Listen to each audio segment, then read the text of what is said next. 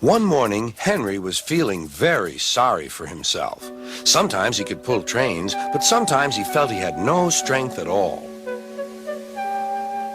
I suffer dreadfully and no one cares. Rubbish, Henry, snorted James. You don't work hard enough.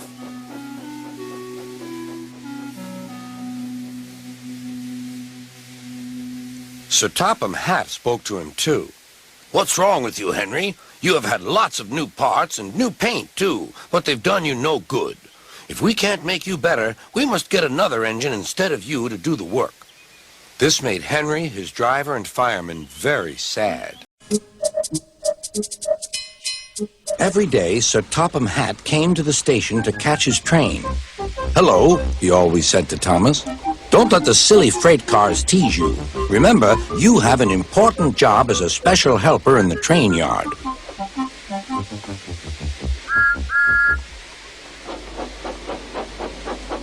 There were lots of freight cars, and Thomas worked very hard pushing and pulling them into place. There was also a small coach and two strange things his driver called cranes. That's the breakdown train, he told Thomas. The cranes are for lifting heavy things like engines and coaches and freight cars. One day, Thomas was in the yard. Suddenly, he heard an engine whistling. Help! Help! A freight train came rushing through much too fast. The engine was James, and he was frightened. His brake blocks were on fire. They're pushing me! They're pushing me! He panted. On! On! Laughed the freight cars, still whistling, Help! Help! Poor James disappeared. I'd like to teach those freight cars a lesson, said Thomas the tank engine. Soon came the alarm. James is off the line! The breakdown train! Quickly! Thomas was coupled on, and off they went.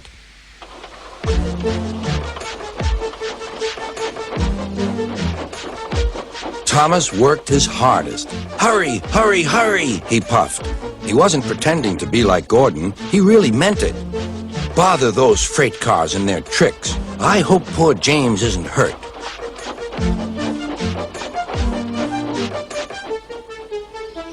James's driver and fireman were feeling him all over to see if he was hurt.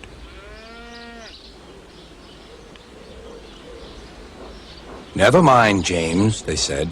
It was those silly freight cars and your old wooden brakes that caused the accident.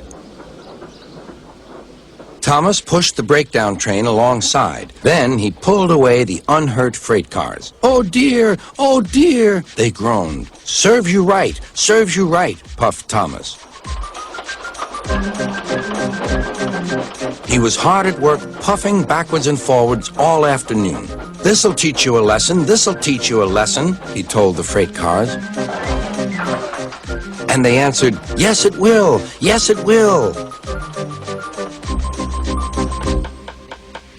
They left the broken cars, then with two cranes they put James back on the rails.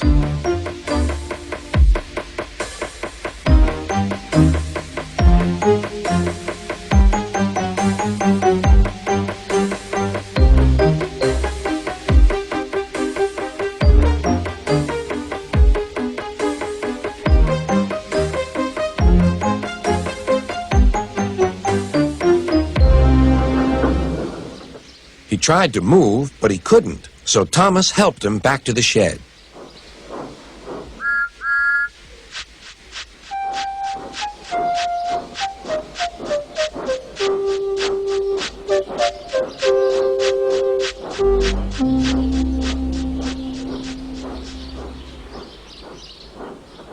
Sir Topham Hatt was waiting anxiously for them.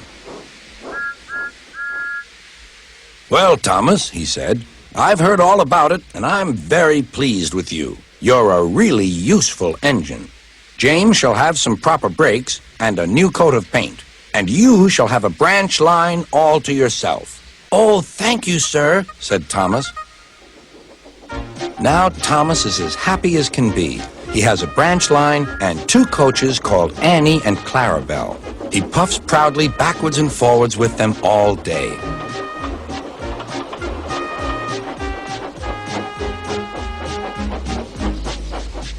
He is never lonely. Edward and Henry stop quite often and tell him the news. Gordon is always in a hurry, but never forgets to say boop, boop, and Thomas always whistles beep, beep in return. One morning, Henry was feeling very sorry for himself. Sometimes he could pull trains, but sometimes he felt he had no strength at all. I suffer dreadfully and no one cares. Rubbish, Henry, snorted James. You don't work hard enough.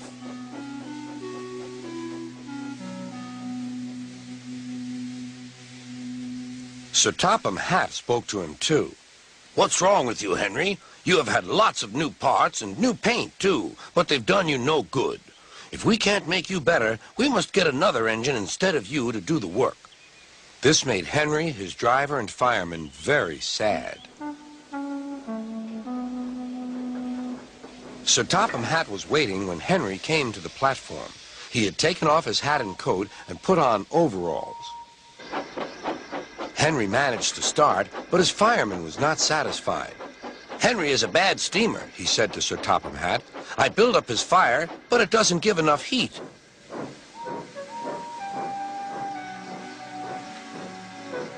Henry tried very hard, but it was no good. He didn't have enough steam and came to a stop outside Edward's station. Oh dear, thought Henry. I shall have to go away. Oh dear, oh dear. All he could do was to go slowly onto a siding, and Edward took charge of the train. Sir Topham Hatt and the fireman went on discussing Henry's troubles. What do you think is wrong, fireman? Asked Sir Topham Hatt. Excuse me, sir, he answered, but the fact is the coal is wrong. We've had a poor lot lately, and today it's worse. The other engines can manage. They have big fireboxes. Henry's is small and can't make the heat. With Welsh coal, he'd be a different engine. It's expensive, said Sir Topham Hatt, but Henry must have a fair chance. James shall go and fetch some.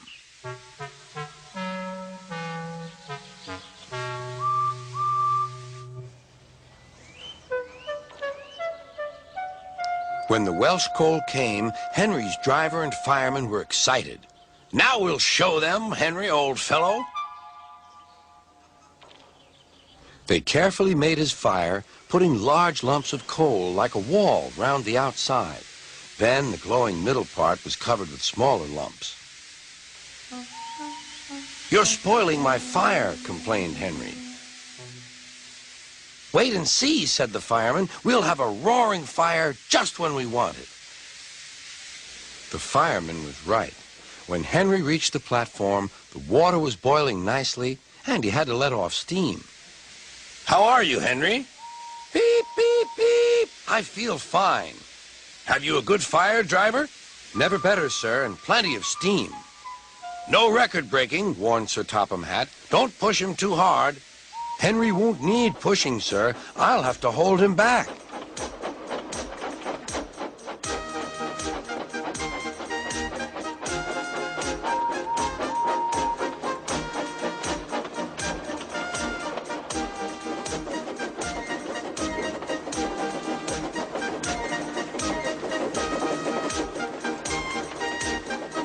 Henry had a lovely day.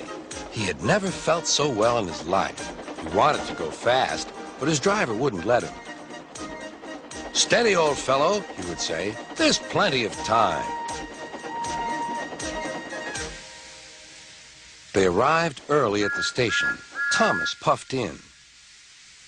Where have you been, lazy bones? Asked Henry. Oh, I can't wait for dawdling tank engines like you. Goodbye. Whoosh, said Thomas to the coaches. Have you ever seen anything like it? Both Annie and Clarabelle agreed that they never had.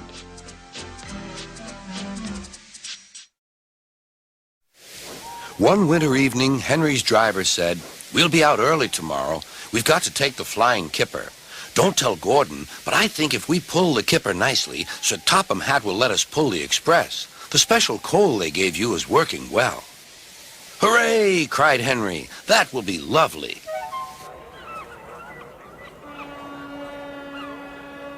All kinds of ships use the harbor at the big station by the sea.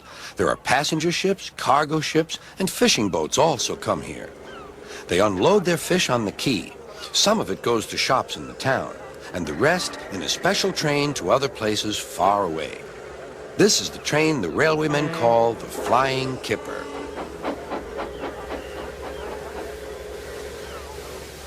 Henry was ready at 5 o'clock. There was snow and frost. Men hustled and shouted, loading up the crates of fish. The last door banged, the guard showed his green lamp, and the Flying Kipper was ready to go.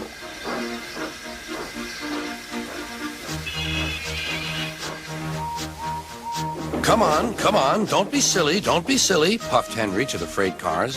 The cars shuddered and groaned. Trickety-trock, all right. That's better, puffed Henry.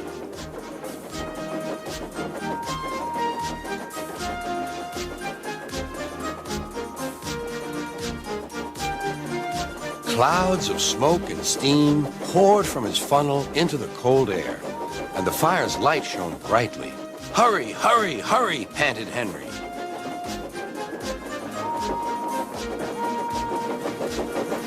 They were going well. The light grew better. Signal lights shone green as they passed.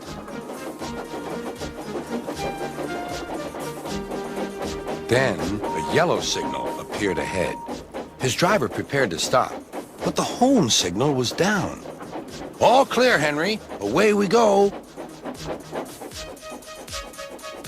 They couldn't know the switches from the main line to a siding were frozen, and the home signal should have been set at danger, but snow had forced it down. A freight train was waiting in the siding to let the Flying Kipper pass, and the driver and fireman were drinking cocoa in the caboose. The Kipper is due, said the conductor. Who cares, said the fireman. This is good cocoa. The driver got up. Come on, fireman, back to our engine. They got out just in time.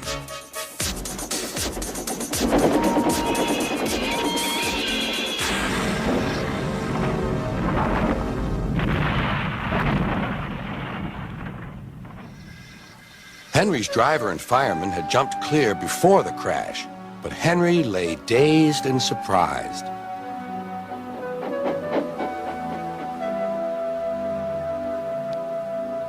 Sir Topham Hatt came to see him. The signal was down, sir, said Henry. Cheer up, Henry. It wasn't your fault. Ice and snow caused the accident. I'm sending you to Crewe, a fine place for sick engines. They'll give you a new shape and a larger firebox. You'll feel a different engine, and you won't need special coal anymore. Won't that be nice? Yes, sir, said Henry, doubtfully.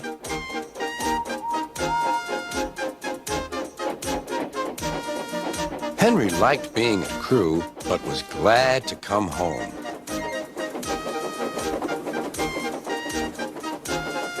A crowd of people waited to see him arrive in his new shape.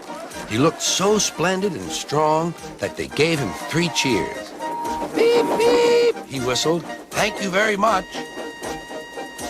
I'm sorry to say that a lot of little children are often late for school because they wait to see Henry go by. They often see him pulling the express. He does it so well that Gordon is jealous. But that's another story.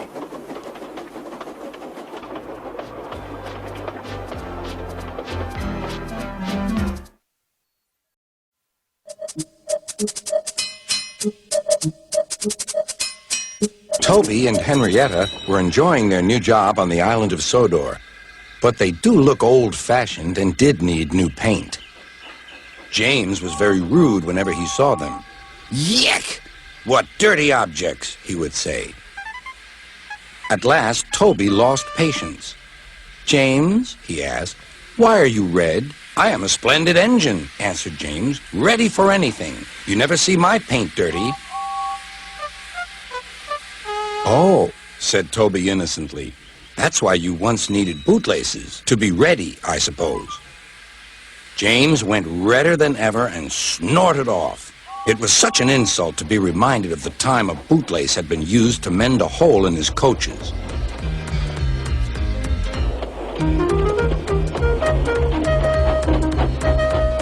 At the end of the line, James left his coaches and got ready for his next train.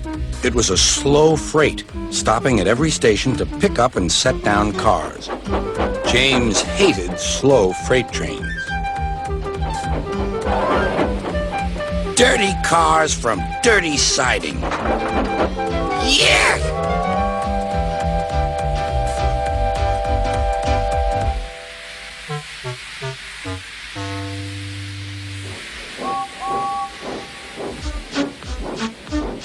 Starting with only a few, he picked up more and more cars at each station till he had a long train.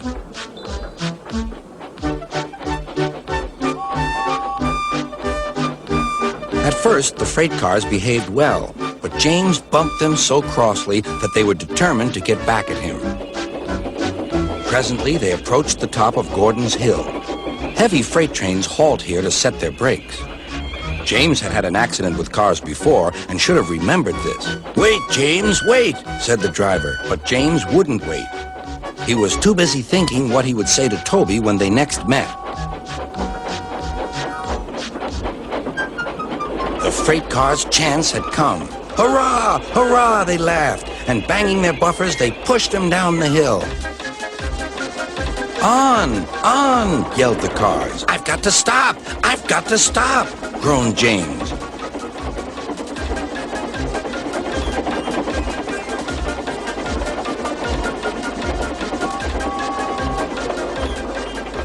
Disaster lay ahead.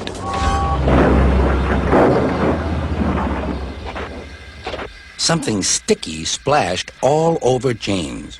He had run into 2 tar wagons and was black from smokebox to cab. He was more dirty than hurt. But the tar wagons and some cars were all to pieces.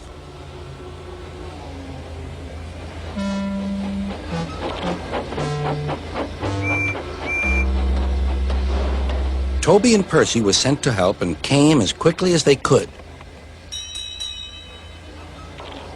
"Look here, Percy," exclaimed Toby. "Whatever is that dirty object? That's James, didn't you know?"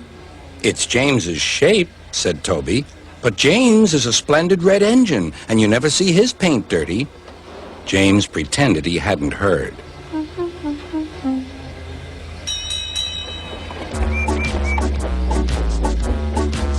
Toby and Percy cleared away the unhurt cars and helped James home.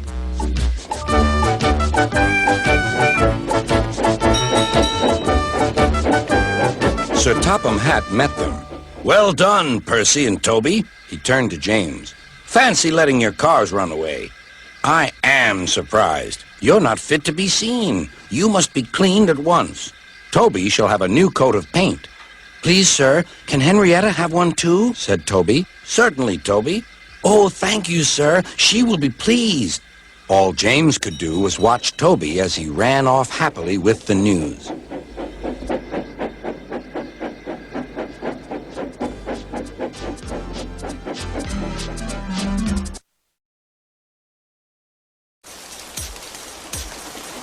Once an engine attached to a train was afraid of a few drops of rain. It went into a tunnel and squeaked through its funnel and wouldn't come out again.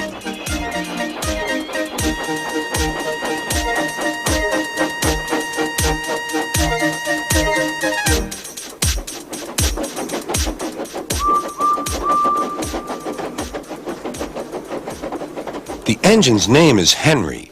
His driver and fireman argued with him, but he would not move. "The rain will spoil my lovely green paint and red stripes," he said. The conductor blew his whistle till he had no more breath and waved his flag till his arms ached, but Henry still stayed in the tunnel and blew steam at him. "I'm not going to spoil my lovely green paint and red stripes for you." Then along came Sir Topham Hatt, the man in charge of all the engines on the island of Sodor.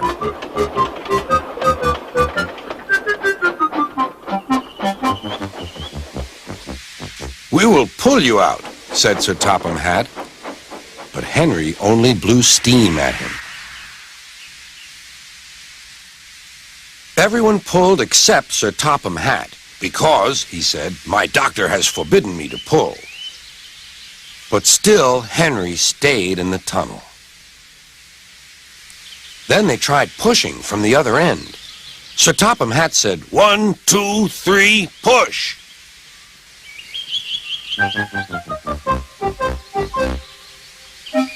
But he didn't help.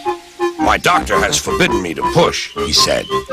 They pushed and pushed and pushed, but still Henry stayed in the tunnel. At last, Thomas came along. The conductor waved his red flag and stopped him. Everyone argued with Henry. "Look, it has stopped raining," they said. "Yes, but it will begin again soon," said Henry. "And what would become of my green paint with red stripes then?"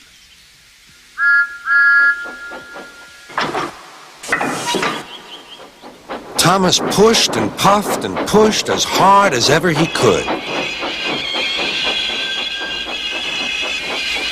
But still, Henry stayed in the tunnel.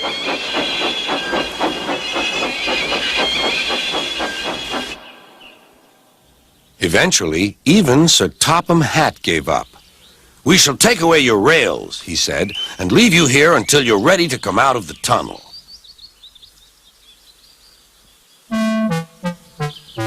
They took up the old rails and built a wall in front of Henry so that other engines wouldn't bump into him.